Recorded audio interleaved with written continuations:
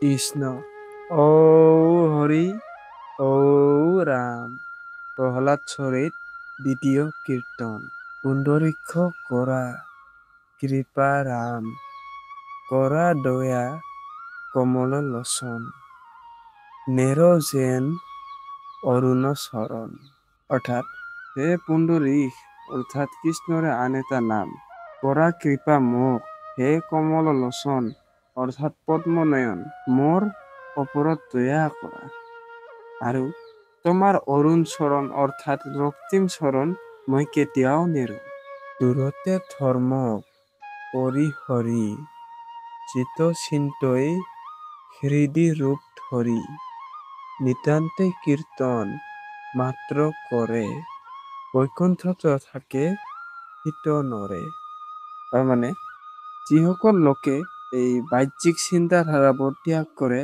বা এই যিবিলাক আন কৰ্ম যিবিলাক আন ধৰ্ম অনুষ্ঠানবোৰ আছে সেইবিলাকৰ পৰা দূৰত থাকে সেই ব্যক্তিজনে নিজৰ আৰু যিজনে নিজৰ হৃদয়ত কৃষ্ণক স্থাপন কৰিছে কেৱল এই ব্যক্তিজনে কৃষ্ণৰে কথা চিন্তা কৰে কৃষ্ণৰে নাম সময়ত মানে পুৱাত বা গধূলি ৰাতি দিন একো নাই কেৱল কৃষ্ণ কৃষ্ণ কৈ থাকে কেৱল কৃষ্ণৰে চিন্তা কৰি থাকে কেৱল কৃষ্ণ নামৰ কীৰ্তনে খালি মাত্ৰ কৰি থাকে এইজন লোকে জীৱিত অৱস্থাতে থাকিও বৈকুণ্ঠত থাকে আৰু সেই ব্যক্তিয়ে মোক্ষ লাভ কৰিব পাৰে অন্যে হৰি কথা গাৱে সিহৰে হৰিৰ প্ৰেম ভাৱে আনন্দে লতক পৰৈছ হৰি গেৰি পাৰি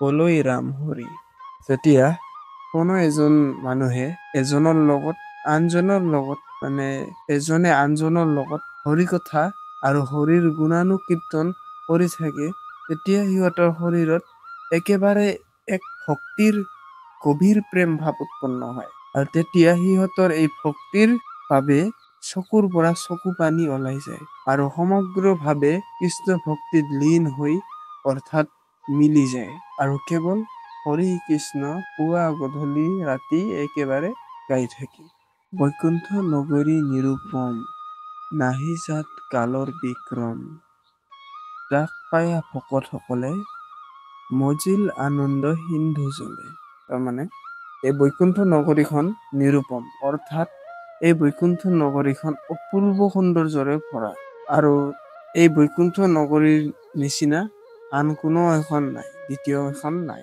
তাত কোনো কালৰ ভয় নাই অৰ্থাৎ তাত মৃত্যুৰ ভয়ে নাই একেবাৰে সেই বৈকুণ্ঠ নগৰীত কালৰ কোনো ভয় নাই এই বৈকুণ্ঠ নগৰীখন ভকতসকলে পাই অতি আনন্দত থাকে আৰু ভকতসকলে সিন্ধু নদীত বিলীন হৈ যায় অৰ্থাৎ সম্পূৰ্ণভাৱে নিমগ্ন হয় সিন্ধু নদীত বৈকুণ্ঠত কেশৱ সাক্ষাতে সতী থাকা অনন্ত শয্যাত লক্ষ্মীৰ কলাত থৈয়া ভৰি লক্ষ্মীয় শান্তন্ত হাতে ধৰি বৈকুণ্ঠ নগৰীত স্বয়ং বিষ্ণুৱে উপস্থিত থাকে বিষ্ণু অৰ্থাৎ কৃষ্ণ আৰু অনন্ত নাগ অৰ্থাৎ শেষ নাগৰ ওপৰত বিষ্ণুৱে শুই থাকে আৰু শুই থকা সময়ত মা লক্ষ্মীয়ে বিষ্ণুৰ ভৰি দুখন মা লক্ষ্মীয়ে কলাত লৈ ধৰি থাকে আৰু মা লক্ষ্মীয়ে নিজৰ কোমল হাতেৰে ভগৱান বিষ্ণুৰ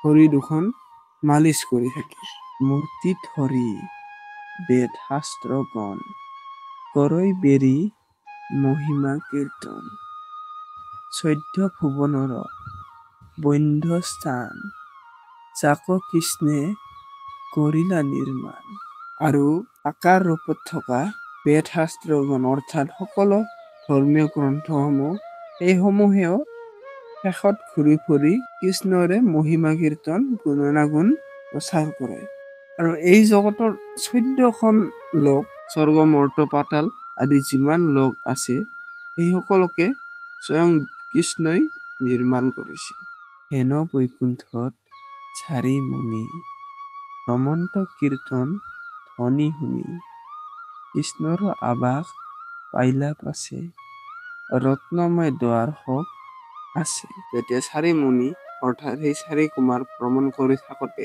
তেওঁলোকে বৈকুণ্ঠৰ পৰা অহা এই কৃষ্ণৰ কীৰ্তন ধ্বনি শুনি কৃষ্ণৰ এই স্থান বৈকুণ্ঠ নগৰী পালেগৈ।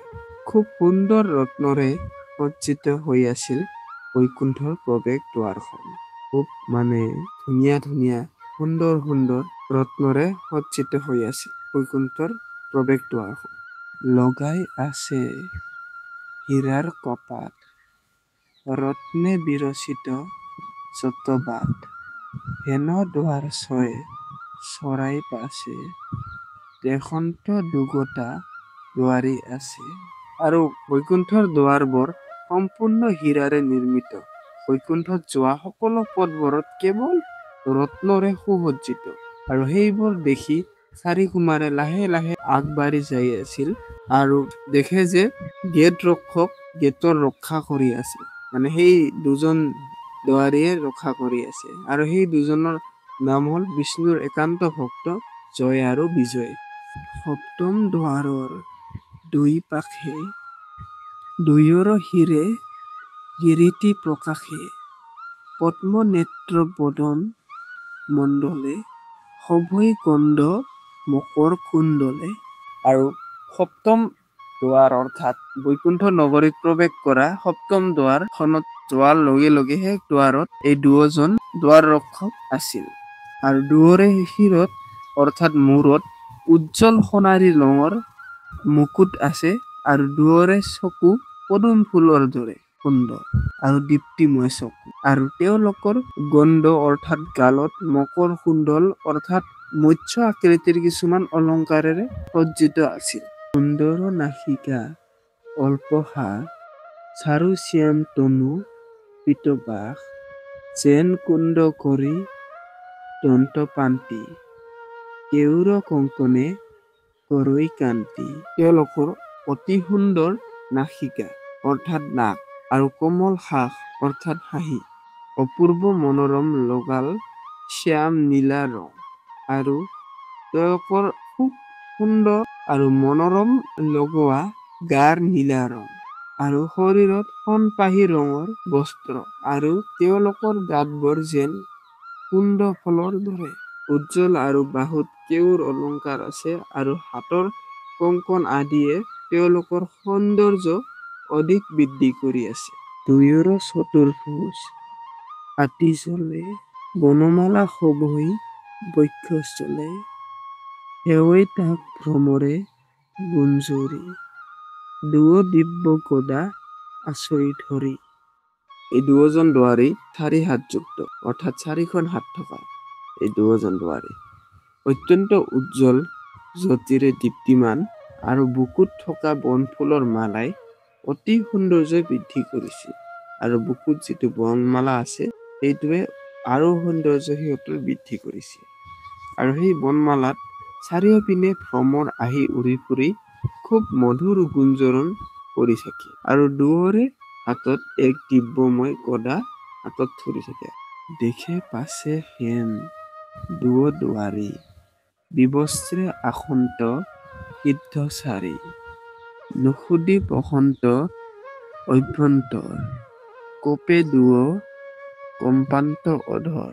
অৱশেষত এই দুয়োজন দুৱাৰীয়ে এই 4 কুমাৰক দেখিলে আৰু বিবস্ত্ৰে অৰ্থাৎ নগ্ন হৈ এই 4 কুমাৰ কাকো প্ৰৱেশ কৰাৰ অনুমতি নলৈ আহি আছে। আৰু সেই দেখি এই দুয়ো দুৱাৰীৰ খুব ক্ৰোধ উঠিল আৰু ক্ৰোধতে ওঠবোৰ তেওঁলোকৰ কঁপিবলৈ ধৰিলে। মুখ কৰি ভ্ৰকুটি কুটিল, বেটে ঠেলি 4কো খেদিল, কৃষ্ণৰ কিংকৰে এবুকনে, হৰি হৰি বলা সৰ্বজনে। আৰু মুখৰ বিকৃতি সলনি কৰি দুয়োৰে ভুৰুবোৰ কোঁচকাই ক্ৰোধৰে এই 4 মুনি চাই আছে। 4 মুনিক ক্ৰোধৰে চাই আছে আৰু দুয়ো দুৱাৰীয়ে লাঠিৰে সিহঁতক খেদি বাহিৰত পঠাই দিলে। কৃষ্ণৰ কিংকৰে অৰ্থাৎ শংকৰদেৱে এইদৰে ক'লে, হৰি হৰি কৈ থাকিব দিলে আৰু শংকৰদেৱে শেষত আমাক সকলোকে হৰি হৰি কৈ থাকিব দিছে। হৰিৰ গুণানুকীৰ্তন কৰি থাকিব সদায় দিছে। কৃষ্ণ ঔ হৰি ঔ ৰাম।